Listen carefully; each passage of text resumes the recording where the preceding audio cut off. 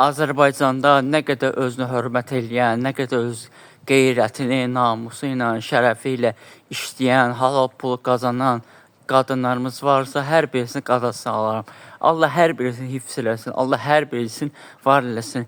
Yaxşı qadınlar, namuslu, qeyrətli qadınlar, şərəfli qadınlar, öz ibrətini, öz ismətini, öz iffətini qoyan xanımlar, istər hicablı olsun, istər hicabsız olsun, bizim başımızın tacıdır. Allah belə insanları hifz eləsin inşallah.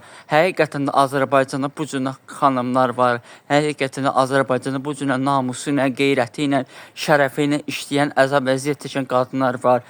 Yəni yat kişilərə, yaltaqlıq eləməyən, yat kişilərə zikirləşməyən, yat kişilərə artıq əşi söhbət eləməyən, öz qeyrəti, namusunu qoruyan xanımlar var. Həqiqətən də onlar bizim başımızın tacıdır. Allah elə qadınları var eləsin, Allah elə qadınları hifz eləsin. Nə yaxşı belə qadınlar var Azərbaycanda. Mən fəxr edirəm ki, Azərbaycanda bu cür qeyrətli, namuslu xanımlarımız var.